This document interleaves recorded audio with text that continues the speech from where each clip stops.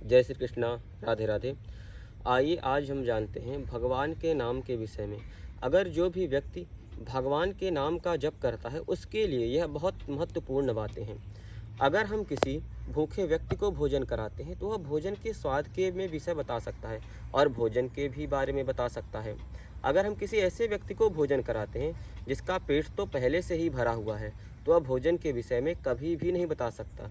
अगर हम वही किसी भूखे व्यक्ति को भोजन कराते हैं तो वह भोजन के विषय में बता भी सकता है कि इसमें कैसा स्वाद है और कैसा नहीं है, और वह भोजन अतिशीघ्र पचेगा भी और उसके शरीर में ऊर्जा भी प्राप्त होगी। इसी प्रकार जो व्यक्ति भगवान के विषय में जानते हैं और भगवान के नाम की महिमा को जानते हैं वह भगवान के नाम को कभी भी नहीं छोड़ सकते, और जो अत्यधिक मात्रा में भगवान का नाम जप करते हैं उनको अत्यधिक लाभ प्राप्त होते हैं। जैसे कोई भी व्यक्ति धन कमाता है, धन कमाते कमाते उसको अत्यधिक धन प्राप्त हो जाता है, उसकी जो लालच है वह धन के प्रति धीरे धीरे और बढ़ती जाएगी। उसको यह नहीं पता चलता कि यह धन मेरा एक दिन नाश करा देगा, क्योंकि धन जो है वह स्वयं नाशवान वस्तु है।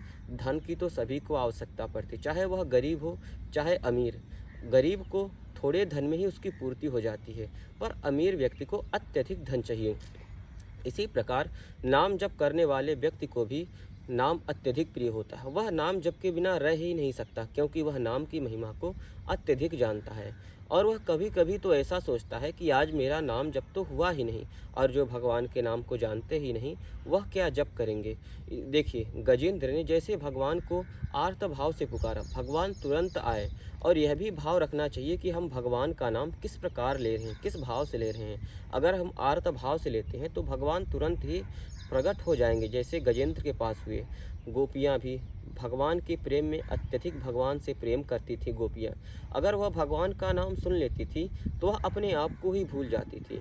वह भूल जाती थी कि मैं क्या कर रही हूँ और कहाँ पर हूँ।